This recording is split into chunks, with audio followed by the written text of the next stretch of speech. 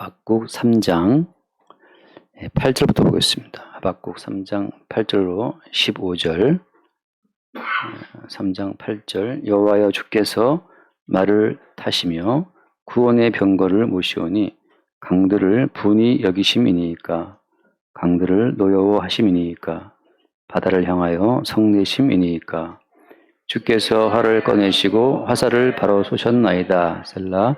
주께서 강들로 땅을 쪼개셨나이다.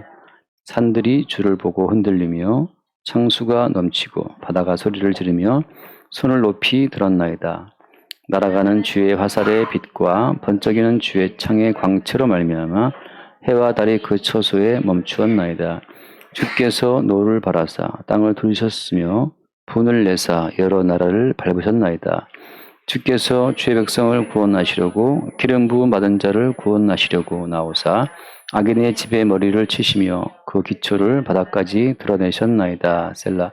그들이 회오리 바람처럼 이르러 나를 흩으려 하며 가만히 가난한 자 삼키기를 즐거워하나 오직 주께서 그들의 전사의 머리를 그들의 창으로 찌르셨나이다. 주께서 말을 타시고 바다 곧 큰 물의 파도를 밟으셨나이다. 아멘. 오늘 말씀은 그 여호와 하나님의 활동성에 대해서 말씀하고 있죠. 그러니까 구원을 이루시는 하나님의 살아 활동하심을 노래하고 있습니다. 근데 이제 우리가 인생을 살면서 하나님의 살아계심을 우리가 느끼나요? 아, 정말 하나님은 살아계시는구나. 우리가 이걸 어떻게 알죠? 누구든지 간에 하나님의 살아계심보다는 우리 각 개인의 살아있음이 너무나 분명하기 때문에 우리가 살아있는 거 확실합니까? 저는 항상 우리의 살아있음이 허상이라고 말하잖아요. 인생은 허상이라고 제가 늘 말씀을 드리는데 왜 허상이냐?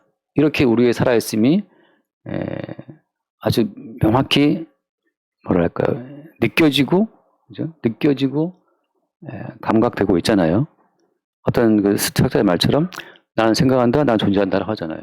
내 지금 사고방식이, 내 사고가 지금 온 세계의 모든 만물을 관찰하고 있고 해와 달과 별들의 움직임을 관찰하고 있고 저 사람과 나와의 대화를 통해서 나의 살아있음을 느끼고 있잖아요.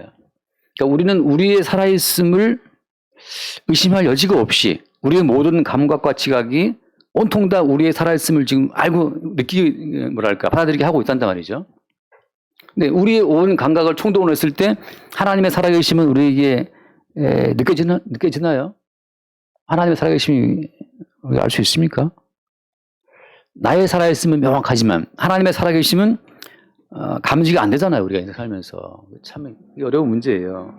그래서 살아계신 하나님 쪽에서 다가오실 때만 우리는 비로소 우리는 사실 죽은 자였고 살아계신 분은 주님이었다는 사실을 우리가 알게 됩니다. 그러니까 바꿔 말하면 자기의 살아있음을 의심해보지 않은 사람, 사실은 우리가 이미 죽어있다.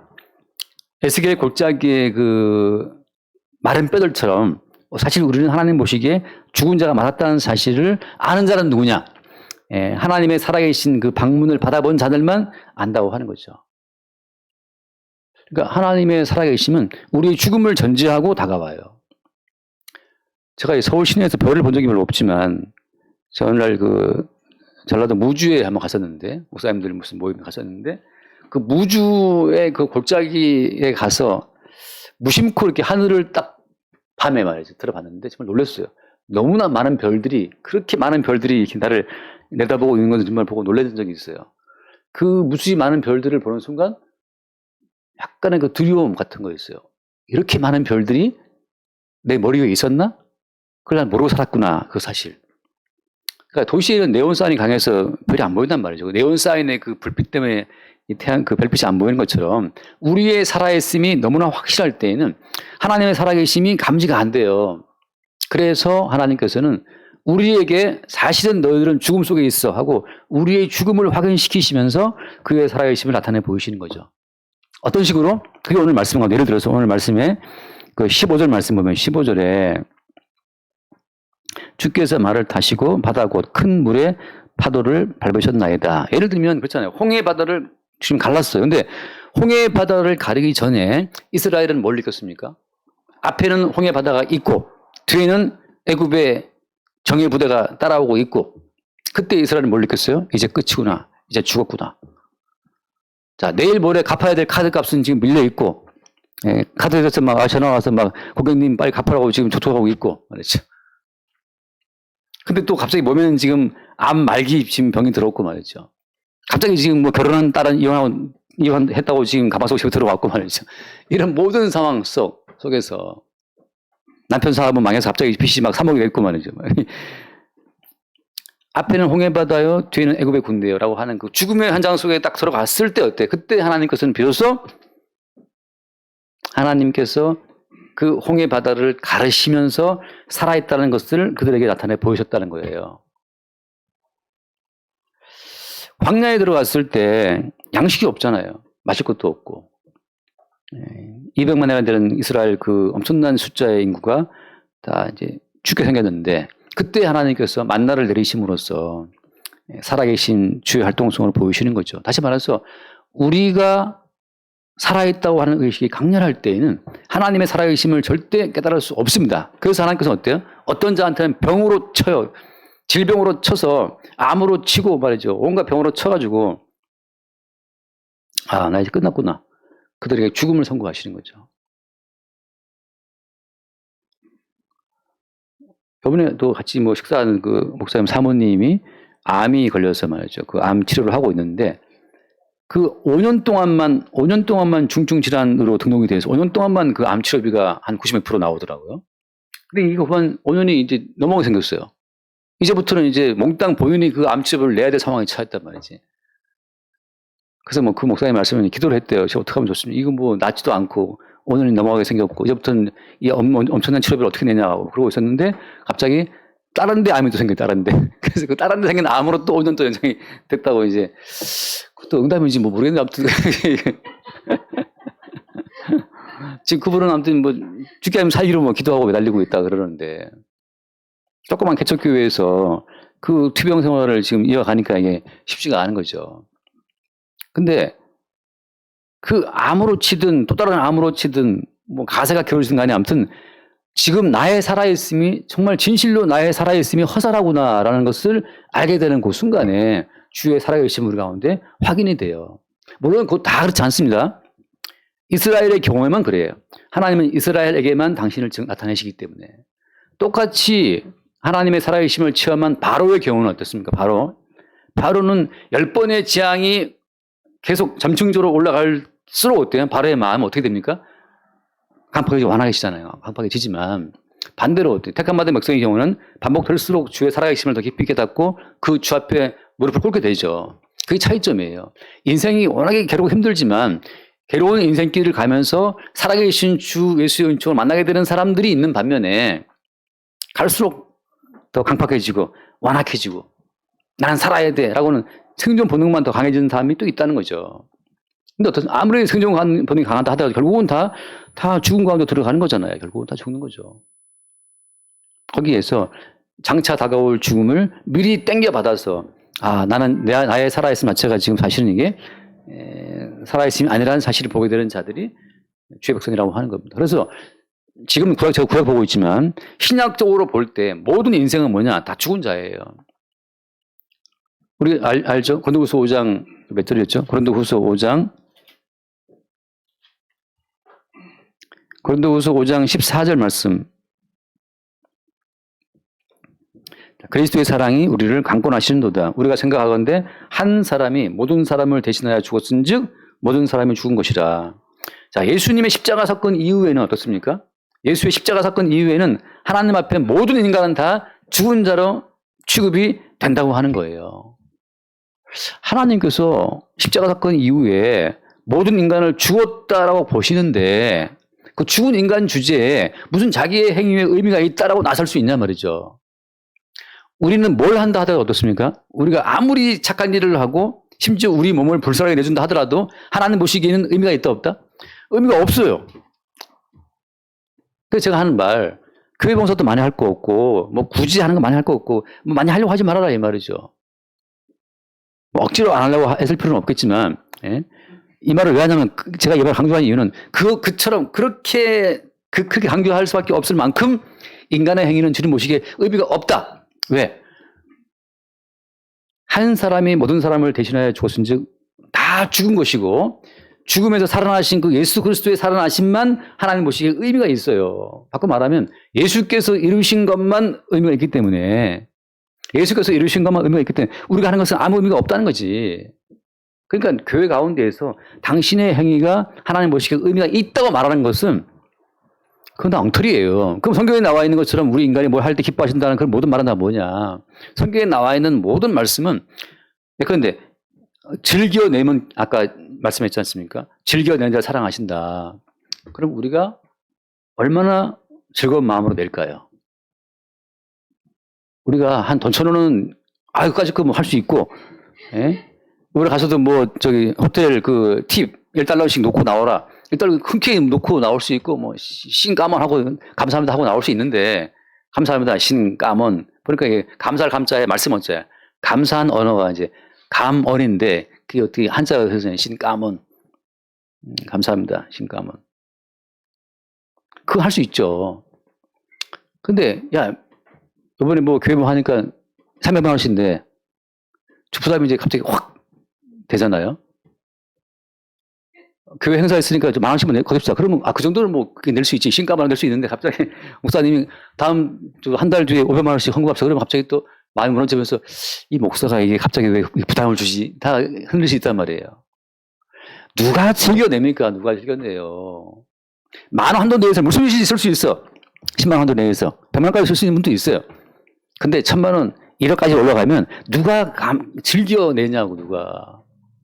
오직 머리신 주께서 바람처럼 그대로 몰아가실 때만 뭘 할 수가 있는 거지. 그렇지 않으면 다 움켜쥐고 펼 수가 없어요. 성경에 나와 있는 모든 말씀은 그래서 이 모든 말씀을 이루신 분은 오직 예수밖에 없다는 사실을 증거하기 위해서 성경에 나와 있는 모든 명령형의 강도는 높아지는 거란 제가 누이 말씀드리잖아요. 근데 그 말씀을 말랑말랑한 말씀 몇 가지 골라가지고 이거 하면 순종하면 기뻐한다고 그 말랑말랑한 말씀 몇 가지 순종할 수 있겠지. 그러나 주님 딱 오셔갖고 너의 소유를 다 팔아. 다 팔아가지고 가난한 자에게 주고 따라와. 그러면 누가 그 말씀을 따라가냐고. 어려서부터 모든 계명을 지켜온 그 청년 부자도 근심하면 돌아간단 말이죠. 그게 인간의 모습이에요. 누가 감히 이 말씀을 지키겠다고 나서서 이렇게 깝죽거립니까? 깝죽거리기를. 예. 누가 제일 깝죽거리겠어요? 예.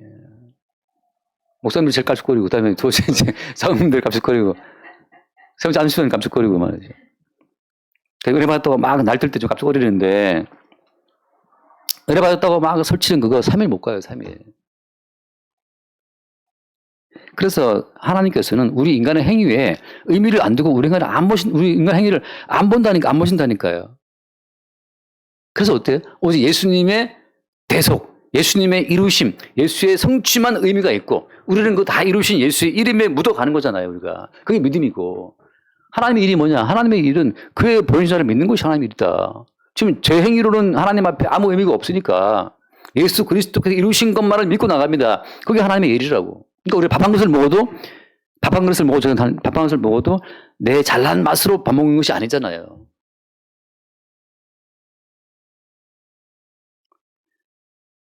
그 옆에 하신 장로님 한 분이 연세가 있는 분인데 그 베트남 고추 매운 걸 하나를 드시고 그 재채기를 그렇게 바로 옆에 앉았는데 너무 신경 쓰이는 건데 내색은 안 하고 있었지만 저는 괜찮으세요 이러지만 고개 얼른 돌리고 이제 기침을 그렇게 사례가 걸렸는지 베트남 고추가 매운데 그걸 드시고 이제 막 난리 났어요. 사람이 하나님이 지키지 않으면 물 한 모금 마시다가도 죽잖아요, 사람이. 근데 뭘 이렇게 깝죽거리고 마시는데 깝죽거리는 거죠, 사람이. 내가 지금 마시기에 뭐 의미가 있는 행동을 했다. 주님이 너의 건강을 주시고 지혜를 주고 재능을 주지 않았더라면 네가 뭘 할 수 있어. 그거를 늘 주님이 십자가가 보여주는 거예요. 너의 행위가 의미가 있었더라면 왜 하나님이 아들을 보내 십자가에 죽게 했겠는가 말이죠. 그러니까 우리는 밥 한 숟가락 뜰 때도 밥 한 숟가락 뜨는 이 힘 자체가 십자가에 죽으신 예수로부터 왔다는 그 사실을 확인하는 십자가로의 순환, 십자가라고 하는 것이 곧 우리의 심장과 같은 거예요. 심장에서 모든 피가 들어갔다가 나오잖아요.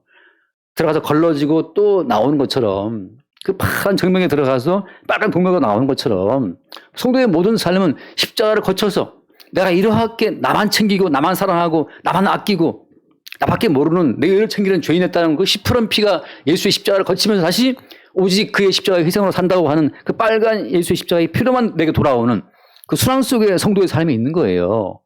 이 십자가의 사건을 벗어나서 내가 주 앞에 뭐 할 수 있다라고 개별적인 의로 나가는 그 순간 그 깝죽거리는 거 자체는 그거는 성경 어디를 들이대도 다 그건 사형이고 아웃이라 이 말이죠. 네가 뭘 할 수 있어? 바로 아웃이지. 그래서 오늘 말씀에 이 하박국 선지자가 주께서 뭐 활을 꺼내시고 말을 타시고 뭐 강들을 노여하시고 산들이 보고 막 흔들리고 말이죠. 창수가 넘치고 이런 얘기를 쭉 하고 있어요. 왜? 이스라엘은 전체 모든 역사가 하나님의 살아계심을 나타내고 증거하는 나뭇잎 같은 바람에 흔들리는 나뭇잎을 보고 바람에 흔들려 아는 것처럼 이스라엘 민족은 끝없이 흔들리잖아요. 끝없이. 이스라엘은 광야에 들어갔다가 홍해에 들어갔다가 요단강을 건넜다가 적군이 들어와서 뭐 거기 죽게 생겼다가 골리앗 앞에 떨고 있다가 그 모든 순간순간마다 항상 이스라엘은 죽음 속에 들어갔다가 예기치 못한 주의 활동에 의해서 살아나오는 그 반복적인 역사가 이스라엘 역사이기 때문에 이스라엘은 역사를 통해서 주의 살아계심을 나타내고 증거하는 역할로 부르심을 받은 민족이에요. 그래서 오늘 이야기는 뭐냐 하면 그냥 주님이 이렇게 명백하게 살아 역사하시는 분이라는 사실을 다양한 표현들로 지금 선지자가 말하고 있는 겁니다. 예를 들면 거기 또 몇 절이 있죠. 거기 11절 말씀 보면 11절에 11절 날아가는 주의 화살의 빛과 번쩍이는 주의 창의 광채로 말미암아 해와 달이 그 처소에 멈추었나이다. 이거 뭐 말하는 거예요? 여호수아 10장 잠깐 볼게요. 여호수아 10장에 보면 그 여호수아가 기도하는 내용이 있잖아요. 그 몇 절을 볼까요? 여호수아 10장 유명한 12절 13절부터 볼게요. 12, 13, 14. 여호수아 10장 12절 여호와께서 아모리 사람을 이스라엘 자손에게 넘겨주시던 날에 여호수아가 여호와께 아뢰어 이스라엘의 목전에서 이르되 함께 떴나요? 태양아 너는 기브온 위에 머무르라. 달아 너도 아이론 골짜기에서 그리할지어다 하매 태양이 머물고 달이 멈추기를 백성이 그 대적에게 원수를 하기까지 하였느니라. 야살의 책에 태양이 중천에 머물러서 거의 종일토록 속히 내려가지 아니하였다고 기록되지 아니하였느냐. 여호와께서 사람의 목소리를 들으신 이 같은 날은 전에도 없었고 후에도 없었나니 이는 여호와께서 이스라엘을 위하여 싸우셨음이니라. 그러니까 하늘의 태양이 멈추고 달이 멈추었다. 이런 사건이 없다는 거죠, 세상에. 근데 오직 주께서 이때 주의 살아계심을 나타내고 증명하는 방식으로 태양을 멈추게 하고 달이 멈추게 했다고 하는 거예요. 그래서 예를 들면 거기 태양아 이거 그 지리 친구 태양 말하는 거 아니잖아요. 예. 태양아 너는 기본 위에 머무르라. 그다음에 달아 너도 아이를 골짜기에서 그래할지어다 이렇게 돼 있단 말이죠. 예. 효린하고 이혼했나요? 잘 살고 있어요. 괜히 멀쩡한 부부를. 예.